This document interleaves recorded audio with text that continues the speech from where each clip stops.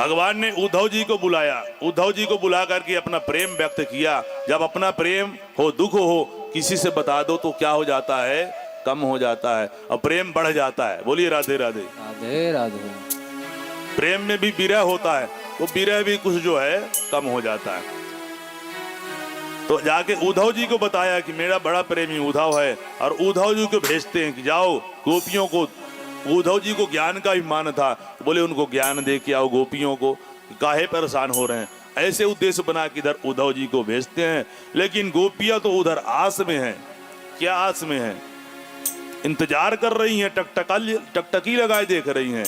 और क्या कह रही हैं कि श्याम नहीं आए, घनश्याम नहीं आए, बैठी रहूं यमुना पे आश लगाए। हाय बैठी रहूं यमुना पे आस लगाए।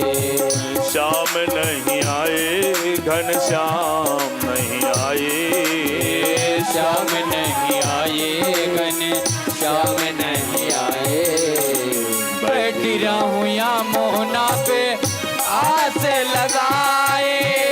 बैठी रहूं यमुना पे आस लगाए। जय हो। बड़े प्रेम से सभी गाएंगे और भगवान को बुलाएंगे। प्रभु गोपियों को भी आपने झूठ बोला है, लेकिन हमसे भी झूठ बोलते हैं। ऐसे बोलते हैं अब दर्शन देंगे, अब दर्शन देंगे, लेकिन दर्शन नहीं दे रहे। प्रभु आप हमें भी दर्शन दीजिए। बोलिए श्याम नहीं आए, घनश्याम नहीं आए, श्याम नहीं आए, घनश्याम नहीं आए, श्याम नहीं आए, घनश्याम नहीं आए, बैठी रहूं यमुना पे आस लगाए। बैठी रहूं यमुना पे आस लगाए।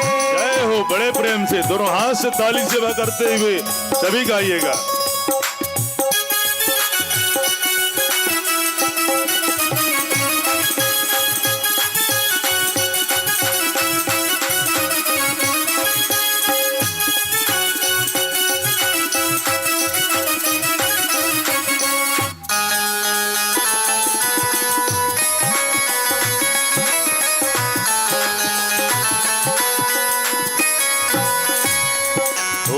तेरे दरस बिन दुख गए नैना, तेरे दरस बिन दुख गए नैना, आए न दिल को प्यारे अब तो चैना, आए न दिल को प्यारे अब तो चैना।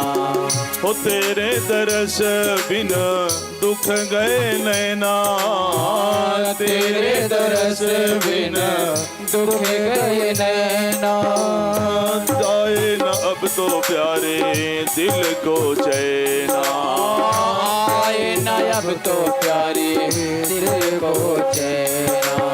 तो तुम आत नहीं मन मोहन क्यों, इतना न हमें तड़पाया करो, जब प्राण पखेरु उड़ने लगे, इतना भी हमें न सताया करो, इतना भी हमें न सताया करो, इतना भी हमें न सताया करो, इतना भी हमें न सताया करो। तेरे दरस बिन दुख गए नैना, तेरे दरस बिन दुख गए नैना, तेरे दरस बिन दुख गए नैना, तेरे दरस बिन दुख गए नैना। आए न दिल को प्यारे अब तो चैना, आए न दिल को प्यारे अब तो चैना। इसलिए क्या कहती हैं गोपियां, कोई जाके दिल का हाल सुनाए, कोई जाके दिल का हाल सुनाए। ए भैया बैठी रहूं यमुना पे आस लगाए, बैठी रहूं यमुना पे आस लगाए। यमुना यमुना पे आस लगाए रे कान्हा, बैठी रहो यमुना यमुना पे आस लगाए। जय हो, बड़े प्रेम से ताली सेवा करते हैं।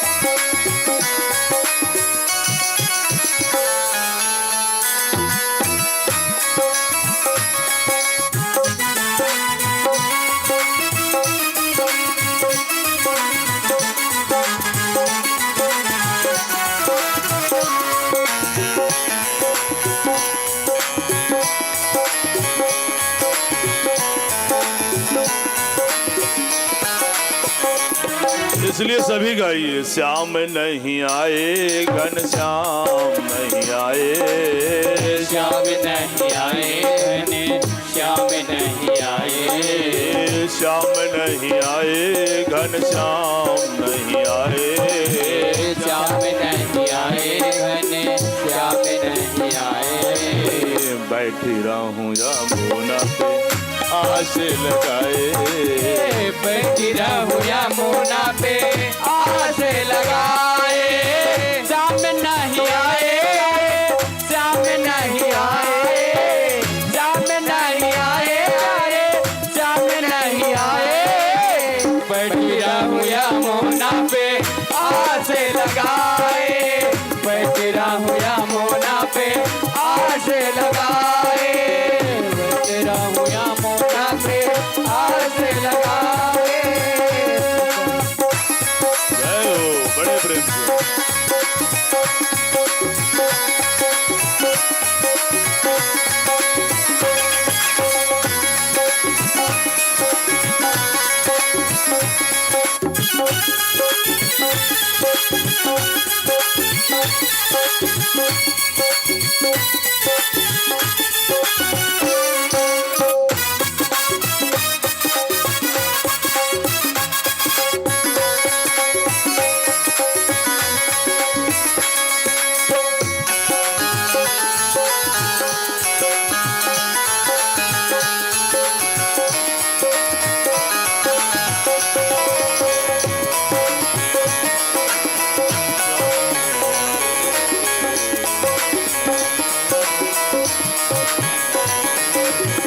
बैठी रहूं यमुना पे आस लगाए, बैठी रहूं यमुना पे आस लगाए, बैठी रहूं यमुना पे आस लगाए।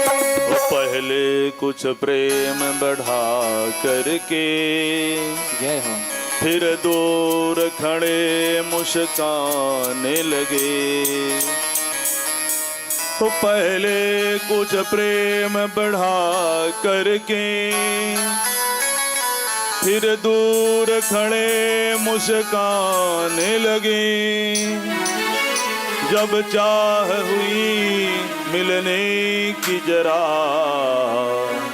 तो मुख चंद को कैसे छुपाने लगे, मुख चंद को कैसे छुपाने लगे, मुख चंद को कैसे छुपाने लगे, मुख चंद को कैसे छुपाने लगे। ओ बस एक ही बार हंसा करके, सारी उम्र हमें फिर रुलाने लगे।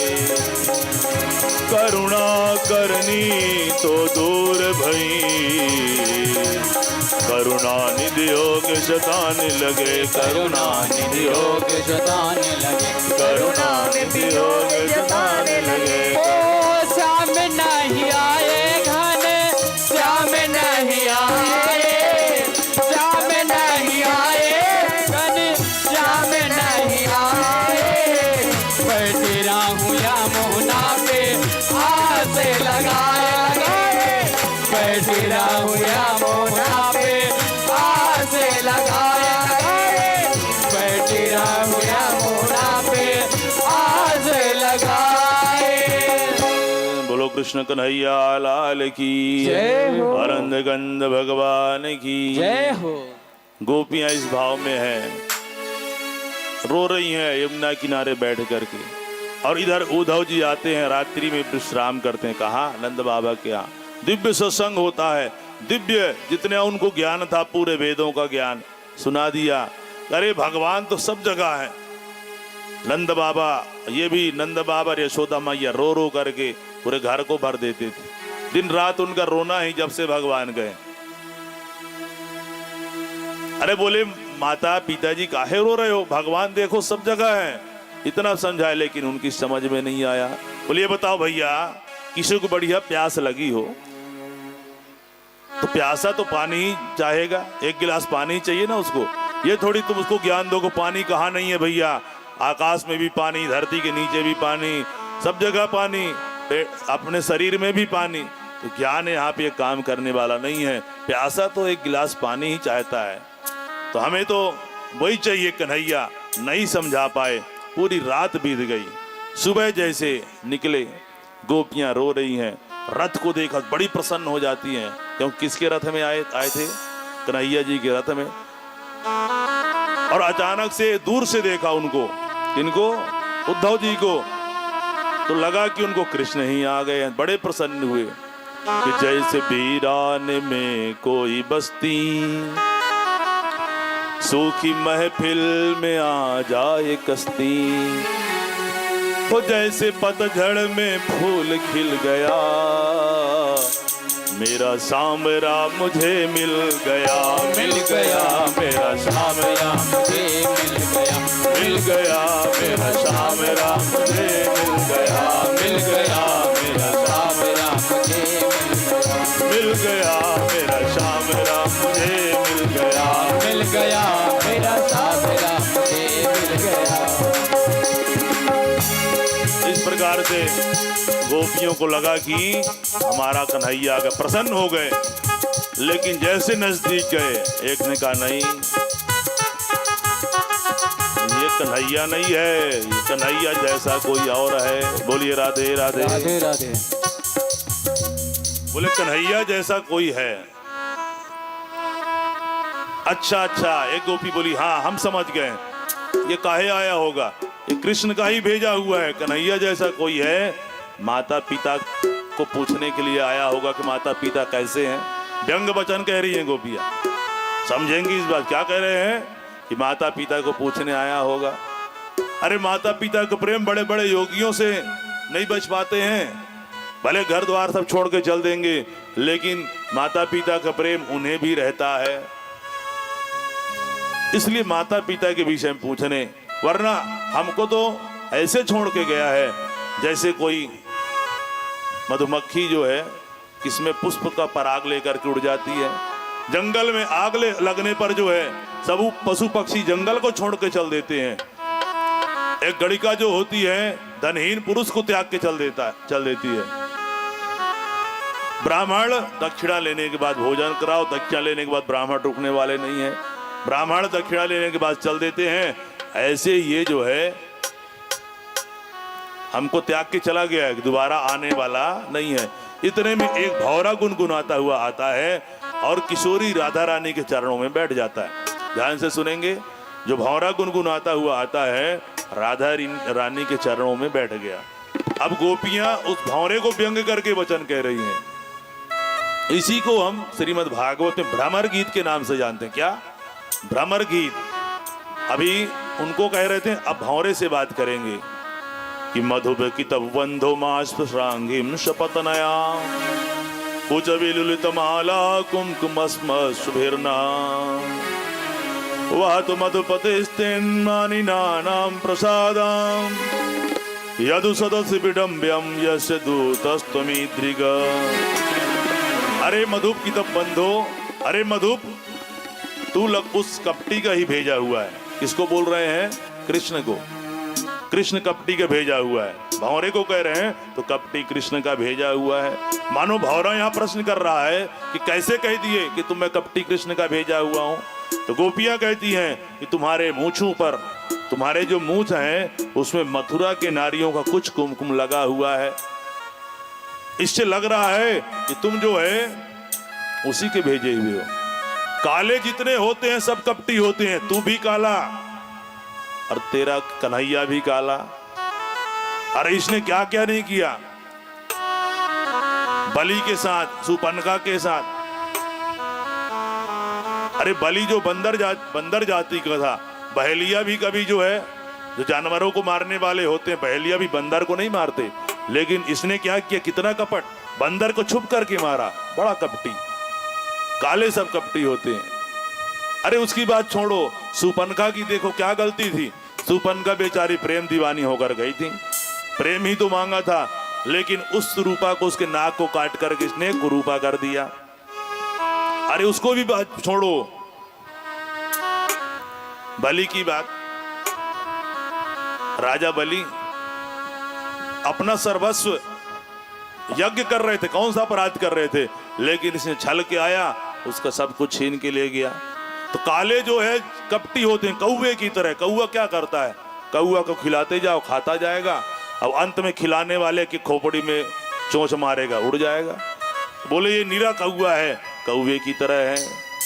कि मृगयुरी कपींद्रम बिभ्यते लुब्ध धर्मः त्रियमृकृत रूपाम स्त्रीजितः कामयानाम् बलिमभि बलिमत्वाभीष्टवध्वांशवद यस् तदलमसित संख्यै दुस्तजस्तत् कथार्थः। भौरा गुनगुनाया। एक गोपी बोली कि ये पूछ रहा है कि जब वो इतना बुरा है उसी के पीछे काहे लगे रहते हो। एक गोपी दूसरे गोपी कहती है, भौरा गुनगुनाया तो ये पूछ रही है कि बार बार उसी के पीछे तुम काहे लगे हुए हो जब इतना बेकार कृष्ण है। बोले वही तो बात है कि इसकी कथा ही कुछ ऐसी है, इसके विषय में एक इसकी कथा जो सुन लेता है उसका दीवाना हो जाता है और उसके पीछे पीछे घूमने लगता है। संत बन जाते हैं तो रोटी के लिए घर घर भटकने लगते हैं। इस प्रकार से बड़ा सुंदर। इतने में अचानक से जो मधुमक्खी बैठा था उड़ गया, वहां से उड़ा। तो एक ने कहा देख जब से आया तो डांट फटकार लगा रही है, इसलिए वो जो है यहाँ से उड़ के जा रहा है। दूसरी गोपी बोली अरे मेरे से जो अपराध हुआ उसके लिए क्षमा करो, आ जाओ, अब मैं कुछ भी नहीं कहूँ। बोले सब कृष्ण को जाके बताएगा अपनी बात। उसे क्षमा प्रार्थना करने लगे, कपड़ा बिछा दिए, उस कपड़े में आ जा करके भौरा जो है फिर बैठ जाता है। और जैसे भौरा बैठा और ये दृश्य उनका देखा कौन, उद्धव जी महाराज जो ज्ञान देने गए थे, सब ज्ञान उनका भूल गया। बोले मैं समझ गया भैया कि भक्ति से बड़ा कोई ज्ञान है ही नहीं। प्रार्थना करने लगे, हे प्रभु मेरा जन्म जब ही हो वृंदावन में हो, यदि इंसान मानव नहीं बनाते हो तो कोई वृक्ष बना देना, धूल बना देना, लेकिन बनाना तो किसको, वृंदावन का धूल बनाना। कि आशा महो चरण रे जुज